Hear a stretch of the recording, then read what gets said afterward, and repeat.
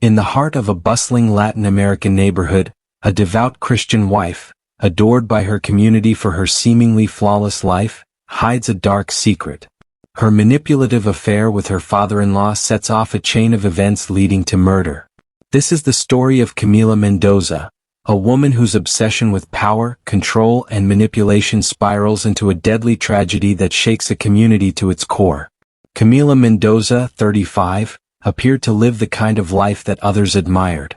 She had the perfect image of a Christian wife, someone who attended church every Sunday and was involved in every community event. People would often comment on her devotion to her family, especially to her husband, Daniel, who worked tirelessly to provide for them. He ran the family's chain of grocery stores which his father, Alejandro Mendoza, had founded years ago. While Daniel was focused on growing the business, Camila stayed at home, raising their children, Sofia and Gabriel, in the values of faith and responsibility. It was during these years that Alejandro, now 65, stepped back from the day-to-day operations of the business and took on a more spiritual role within the community. A respected elder in the church, Alejandro was known for his wisdom and guidance. After the death of his wife, he became even more dedicated to his faith, often leading Bible studies and counseling younger members of the church. He was a fixture at every community event, his quiet but powerful presence always felt, especially by those in need of advice or comfort. Camila had always admired Alejandro from a distance, seeing him as a pillar of strength and wisdom. Her marriage to Daniel, however, had become strained. By 2010, Daniel's focus on the grocery stores consumed nearly all his time. He would leave early in the morning and return late at night, always exhausted. Their conversations had dwindled to simple exchanges about bills and family matters. The warmth that once existed between them had long faded, leaving a void in Camila's life. Despite her strong outward appearance, Camila often felt lonely, unappreciated, and emotionally neglected. In those moments of isolation, Camila found herself turning to Alejandro. Initially, it was innocent, a conversation after church, a brief chat during family gatherings, but gradually their talks deepened. By early 2011, their relationship had grown closer as Alejandro often visited the house. With Daniel constantly busy at work, Alejandro became the male figure present at home, stepping into roles that Daniel couldn't fill. Camila appreciated how Alejandro always seemed to have time for her, unlike her husband. He listened to her frustrations, sympathized with her struggles, and offered words of encouragement. Alejandro, though deeply religious, was still a man grieving his late wife. He had never quite recovered from her death in 2009, and while he put on a brave face for the community, the pain lingered. He saw in Camila a kindred spirit, someone who also seemed to be suffering in silence. Their conversations often turned to personal struggles, with Alejandro confiding in Camila about his loneliness and how empty his house had felt since his wife passed. Camila, in turn, shared her own feelings of abandonment within her marriage, revealing how she often felt unseen and unappreciated by Daniel. These moments of shared vulnerability created an emotional bond between them. By the middle of 2011, Alejandro began visiting more frequently under the guise of helping around the house or spending time with the grandchildren. However, it became clear to both of them that something was shifting. The boundaries that should have existed between a father-in-law and daughter-in-law began to blur. Camila, who had always been seen as the perfect Christian wife, began to relish the control she had over Alejandro. She could see the effect she had on him, how his demeanor softened when they were alone. Slowly, she started manipulating the situation, carefully feeding into Alejandro's emotions while maintaining her image as the devoted daughter-in-law. She would speak of how much she missed having a partner who truly cared for her, knowing that Alejandro, in his vulnerability, would fill that role. She would bring up spiritual discussions about temptation and guilt, knowing that Alejandro's religious convictions would keep him conflicted. By the end of 2011, their relationship had fully crossed the line from emotional to physical, though it was hidden under layers of secrecy and guilt. Alejandro, torn between his Christian beliefs and his growing feelings for Camila, struggled to reconcile the affair with his faith. Camila, however, had no such struggle. For her, the affair was about control. She enjoyed having power over Alejandro, a man who was once seen as untouchable in the community. It wasn't love that drove her actions but a calculated desire for something more. She had grown tired of being the obedient wife, tired of living in Daniel's shadow. Alejandro, with his status and influence, became a means to an end. Everything took a dark turn on March 6, 2014, when the police were called to the Mendoza residence. Daniel's body was found in the garage, his head brutally struck with a blunt object. The garage, once a quiet place where Daniel worked on his hobbies, was now a crime scene. Blood spattered across the concrete floor, and the neighborhood buzzed with whispers of tragedy. Looking back to early 2012, when their meetings became more frequent and their conversations took on a darker tone, Alejandro, racked with guilt, would often speak of ending the relationship, citing his fear of divine punishment. But Camila always managed to convince him otherwise, using her emotional hold on him to keep him in her grasp. She would remind him of how lonely they both were, how Daniel's neglect of her was unfair, and how they deserved happiness, even if it came at the cost of others. By this point, Alejandro was too deep in the affair to pull away. Camila's manipulation grew more sophisticated as time went on. She began subtly planting the idea that Daniel's absence wasn't just an inconvenience but a burden on their lives. She would mention in passing how much easier life would be if Daniel weren't so focused on the business, if he weren't always in the way. Alejandro, vulnerable and emotionally drained, started to agree with her. He began to see Daniel not as his son but as an obstacle to the life he and Camila could have together. By the middle of 2013, Camila had gained complete control over Alejandro. He was willing to do anything to keep her in his life, even if it meant betraying his own son. Camila, however, was already looking ahead. She saw an opportunity to not only free herself from her marriage but to take over the family business. Alejandro was old, and she knew it wouldn't be long before control of the grocery stores would pass to her. But first, Daniel had to be removed from the equation. As the affair continued to deepen, so did Camila's plans. By January 2014, she had started to carefully lay the groundwork for what would ultimately be Daniel's downfall. She was patient, calculating, and knew that her time was coming. What started as a secret affair had transformed into a deadly game of manipulation, with Alejandro as her pawn and Daniel as her target. On March 2, 2014, everything began to unravel in the Mendoza household. What had been brewing for years behind closed doors finally reached a breaking point. Camila, always calculated and in control, decided it was time to act. She knew that she could no longer maintain the facade of her life.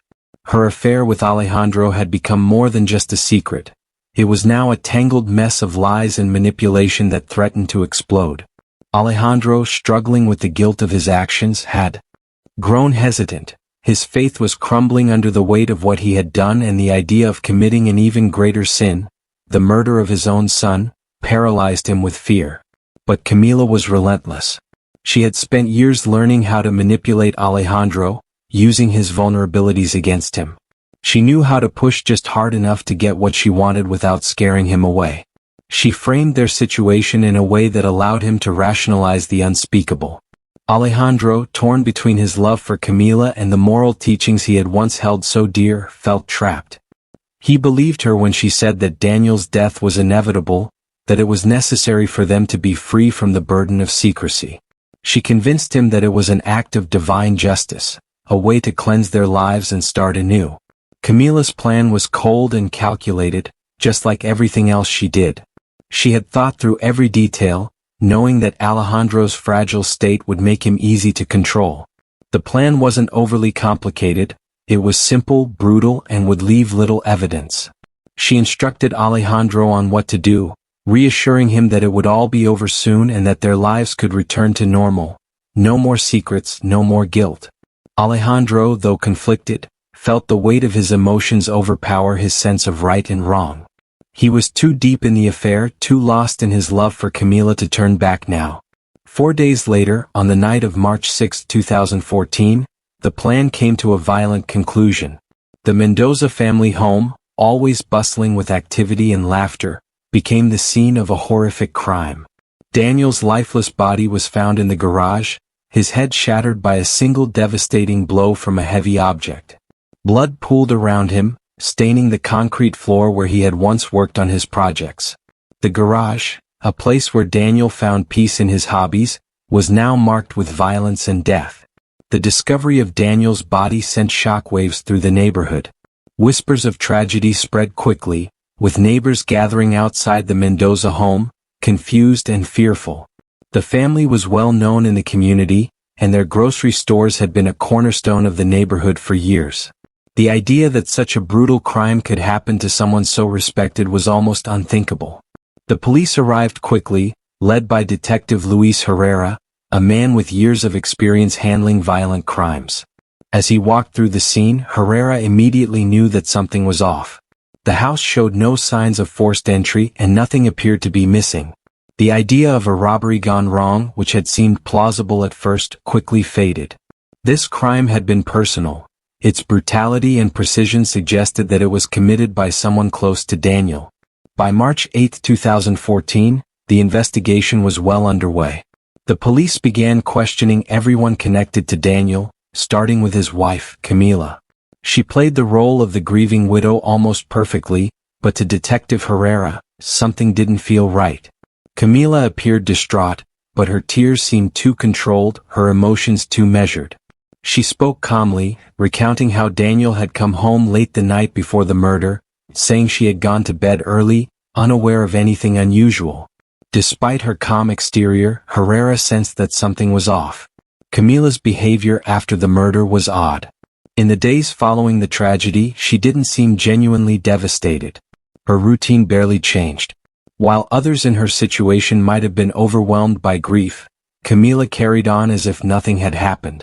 Her lack of visible emotion raised red flags for the detective. Something about her story didn't add up. Then, on March 20, 2014, a breakthrough came in the form of a hidden phone found in Camila's closet. The discovery? Shocked, the investigation was blown wide open. The phone contained explicit text messages between Camila and Alejandro. Messages that revealed the full extent of their affair. The texts were detailed, discussing their plans to eliminate Daniel and even hinting at the specific day they would carry it out. Alejandro appeared hesitant in the messages, but it was clear that Camila had orchestrated everything, pushing him to commit the unthinkable. With the new evidence in hand, Detective Herrera knew that the investigation had taken a critical turn. Alejandro's involvement was undeniable, and it was only a matter of time before the truth would come out. Camila, however, continued to deny everything, insisting that the messages were nothing more than fantasy. She portrayed herself as the victim, claiming that Alejandro had misunderstood their conversations. She painted a picture of a grieving man who had manipulated her, casting herself as an innocent woman caught in a tragic misunderstanding. But Alejandro's guilt was too great to hide. After the evidence surfaced, he began to unravel. By April 1, 2014, Alejandro had withdrawn completely from the church and family gatherings. His once strong faith had shattered, and he could barely look his grandchildren in the eyes. The guilt of his actions consumed him. He no longer spoke about the future or offered advice to anyone.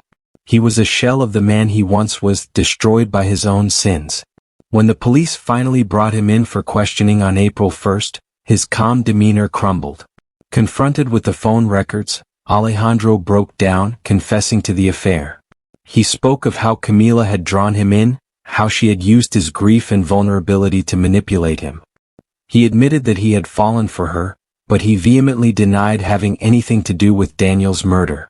Alejandro described how the affair had spiraled out of control, but he couldn't bring himself to confess to the ultimate crime. Camila, however, remained unshaken. As Alejandro confessed, she stayed composed, sticking to her story. She continued to claim that the messages were merely part of a fantasy, denying that they had ever intended to harm Daniel. She placed the blame squarely on Alejandro, insisting that he had acted out of his own desperation. But the overwhelming evidence, combined with Alejandro's broken confession, painted a different picture. One of a manipulative woman who had carefully crafted the downfall of her husband. As the case moved forward, the community was left to grapple with the shocking betrayal, wondering how such darkness could have hidden beneath the surface of such a respected family. On April 15, 2014, the quiet streets of the Latin American neighborhood buzzed with shock as both Camila and Alejandro were arrested for Daniel's murder. The news spread quickly, reaching every corner of the community. This was no ordinary crime. It was a betrayal that cut deep, shaking the very foundation of the Mendoza family, a family once admired for their faith and respectability. Camila had always been viewed as the devoted Christian wife, while Alejandro had long been respected as a man of faith and wisdom. The revelation of their affair and involvement in Daniel's death left everyone in disbelief. The trial, which began in early 2015, became a spectacle, drawing people from all over. The courthouse was packed on every day of the proceedings, with neighbors, church members, and even local media filling the benches, eager to witness the downfall of a family that had once appeared so perfect. Cameras captured every moment, and reporters painted Camila as a cold, calculating woman who had manipulated an old man into killing her husband. Alejandro, the once proud and respected elder of the community, appeared broken. He looked older than his 65 years, his shoulders slumped and his face gaunt, as if the weight of his actions had drained the life from him. Throughout the trial, Alejandro broke down several times, overwhelmed with guilt. He admitted to the affair, recounting how Camila had slowly gained control over him, drawing him deeper into her web of manipulation. He spoke of how he had never intended for Daniel to die, insisting that his involvement had spiraled out of control under Camila's influence. His remorse was evident, and many in the courtroom felt pity for him. But his confession, while filled with regret, did little to absolve him of the crime. Camila, on the other hand, presented a stark contrast. She sat in the courtroom with an air of confidence, showing no signs of the guilt that consumed Alejandro. Her demeanor was calm and composed, even as the gruesome details of the murder were laid out in front of her. She remained steadfast in her defense, claiming that Alejandro had acted on his own, that she had never intended for things to go so far. She insisted that their messages, which clearly outlined the plan to eliminate Daniel, were nothing more than a fantasy misunderstood by an old man who had become obsessed with her. To the jury and those watching, Camila's lack of remorse was chilling. Her cold detachment from the events made it clear that she was the mastermind behind it all. She had manipulated Alejandro from the beginning, exploiting his vulnerability and using his love for her as a tool to achieve her own goals. It became evident that Camila's true intention was never love but power. The power to control the Mendoza family, to take over the business, and to rid herself of the burdensome marriage that had kept her chained to a life of duty and routine. Alejandro, once a man of faith, had become a pawn in her calculated game, falling so deeply into sin that he could no longer see a way out. As the trial progressed, the emotional toll on the Mendoza family became more apparent. Sofia, now 17, and Gabriel, 13, were forced to sit through the painful details of their father's murder while also coming to terms with the betrayal of their mother. Sofia, who had always admired her mother's strength and faith, was left devastated, unable to reconcile the woman who raised her with the cold manipulator being described in court. Gabriel, still so young, struggled to understand how his world had fallen apart. The loss of his father and the destruction of his family weighed heavily on him. Both children were left to grapple with the shame and confusion that followed them everywhere they went. On October 10, 2015, the verdict was delivered. The jury, having listened to every detail of the case, found Camila guilty of first-degree murder. She was sentenced to life in prison, a decision that brought some closure to the community but left many lingering questions. Alejandro, though spared from a life sentence, faced his own punishment. He was convicted of lesser charges, but his reputation was destroyed, and his guilt would haunt him for the rest of his life. The church, where he had once been a respected elder, no longer welcomed him, and his family ties were irreparably broken. In the aftermath of the trial, the Mendoza family was left in ruins. The grocery business, once a source of pride for the family, struggled to stay afloat without Daniel's leadership. Alejandro's involvement in the scandal drove many customers away, and the community's trust in the family was shattered. The children, Sofia and Gabriel, were left to navigate their future without the guidance of their parents, both of whom were lost to them in very different ways. Sophia, already on the cusp of adulthood, carried the weight of the family's shame on her shoulders. She tried to remain strong for Gabriel, but the trauma of losing both her parents, one to murder and the other to the prison system, took its toll. She would often think back to the days before everything fell apart, wondering how her mother could have hidden such darkness beneath the surface of their seemingly perfect life. Gabriel, still so young, struggled to find his place in a world where both his parents had betrayed him. The emotional scars left by the trial would follow them for the rest of their lives. As the dust settled on the trial, the community remained divided. Some saw Alejandro as a man who had been led astray, a victim of Camila's manipulation. Others believed that he too had a role to play in the tragedy, unable to escape the consequences of his own sin. But the most enduring question remained: what had truly driven Camila to orchestrate such a horrific act? Was it simply the desire for freedom, or was there something deeper? A hunger for power and control that had been buried beneath her facade of faith and devotion? The unraveling of Camila's affair and her cold manipulation of Alejandro left an indelible mark on the community. It served as a reminder that even the most outwardly perfect lives could hide unspeakable darkness. The betrayal, the murder, and the trial all left the neighborhood grappling with the haunting realization that appearances could be deceiving and that sometimes, those we trust the most are the ones capable of the greatest harm. This reminds me of the case where a wife's affair with her husband's grandfather ends in murder. Make sure you check out that ridiculous case and don't forget to like and subscribe so you don't miss out on our daily updates.